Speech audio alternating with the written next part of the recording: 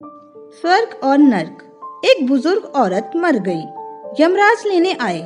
औरत ने यमराज से पूछा, आप मुझे स्वर्ग ले जाएंगे या नर्क? यमराज बोले, दोनों में से कहीं नहीं।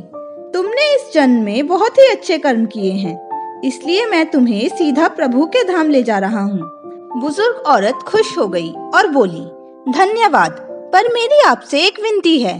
मैंने यहाँ धरती पर स्वर्ग नर्क के बारे में बहुत सुना है, इसलिए मैं एक बार दोनों जगहों को देखना चाहती हूँ। यमराज बोले, तुम्हारे कर्म अच्छे हैं, इसलिए मैं तुम्हारी यह इच्छा पूरी करता हूँ। चलो, हम स्वर्ग और नर्क के रास्ते से होते हुए प्रभु के धाम चलेंगे। दोनों चल पड़े। सबसे पहले नर्क आया। नर्क में बुजुर्ग औरत ने जोर जोर से लोगों के रोने की आवाज सुनी। वहाँ नर्क में सभी लोग दुबले पतले और बीमार दिखाई दे रहे थे। औरत ने एक आदमी से पूछा, यहाँ आप सब लोगों की ऐसी हालत क्यों है? आदमी बोला, तो और कैसी हालत होगी? मरने के बाद से जब से यहाँ आए हैं, हमने एक दिन भी खाना नहीं खाया। भूख से हमारी आत्माएं तड़प रही हैं। बुजुर्ग औरत की नजर एक विशाल पतीली पर पड़ी, जो के लोगों के कद के करीब 100 फीट ऊंचा होगा। उस पतीले के ऊपर एक विशाल चमचा लटका हुआ था। पतीले में से बहुत ही शानदार खुशबू आ रही थी। बुजुर्ग औरत ने उस आदमी से पूछा, इस पतीले में क्या है? आदमी मायूस होकर बोला, ये पतीला बहुत ही स्वादिष्ट खीर से हर समय भरा रहता है। बुजुर्ग औरत ने हैरानी से पूछा, इसमें खीर है तो आप लोग पेट भर के खीर खाते क्यों नहीं? भूख से क्यों तड़प रहे हैं? आदमी रो रो कर बोलने लगा, कैसे खाएं? ये पतीला 100 फीट ऊंचा है, हम में से कोई भी पतीले तक नहीं पहुंच पाता।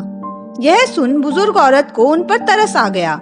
सोचने लगी, बेचारे खीर का पतीला होते हुए भी भूख से बेहाल हैं। शायद ईश्वर ने इन्हें यही दंड दिया होगा। अब यमराज बुजुर्ग औरत से बोले, चलो, हमें देर हो रही है। दोनों चल पड़े। कुछ दूर चलने पर स्वर्ग आया। वहाँ पर बुजुर्ग औरत को सबके हंसने और खिलखिलाने की आवाजें सुनाई दी। सब लोग बहुत खुश दिखाई दे रहे थे। उनको खुश देखकर बुजुर्ग औरत भी बहुत खुश हो गई। पर वहाँ स्वर्ग में भी बुजुर्ग औरत की नजर वैसे ही 100 फीट ऊंचे पतीले पर पड़ी जैसा नर्क में था। उसके ऊपर भी वैसा ही चम्मच रखा हुआ था। बुजुर्ग औरत ने वहाँ के लोगों से पूछा, इस पतीली में क्या है? स्वर्ग के लोग बोले, इसमें बहुत ही स्वादिष्ट खीर है। बुजुर्ग औरत हैरान हो गई और उनसे बोली, पर यह पतीला तो 100 फीट ऊंचा है, आप लोग तो इस तक पहुंच ही नहीं पाते होंगे। उस हिसाब से तो आप लोगों को खाना मिलता ही नहीं होगा। आप लोग भूख से बेहाल होंगे। पर मुझे तो आप सब बहुत खुश लग रहे हो, ऐसा कैसे? उनमें से एक व्यक्ति बोला, हम सब लोग इस पतीले से पेट भरकर खीर खाते हैं। औरत बोली, पर कैसे? पतीला तो बहुत ऊंचा है। व्यक्ति बोला, तो क्या हो गया, पतीला ऊंचा है तो? यहाँ पर कितने सारे पेड़ हैं। हमने इन पेड़ों की लकड़ी ली, उसको काटा और एक विशाल सीढ़ी का निर्माण किया। उस लकड़ी की सीढ़ी के सहारे हम पतीले तक पहुँचते हैं और सब मिलकर खीर का आनंद लेते हैं। बुजुर्ग औरत यमराज की तरफ देखने लगी।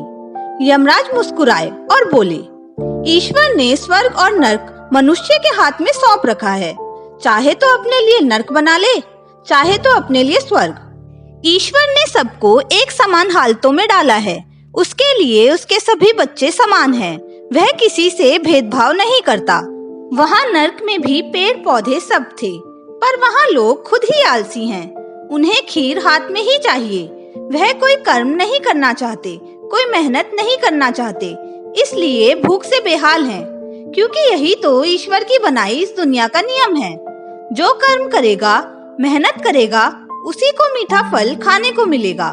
स्वर्ग के सपने छोड़ दो, नर्क का डर छोड़ दो। बस आपकी वजह से किसी का दिल ना दुखे, इतना सोचो और बाकी सब कुदरत पर छोड़ दो।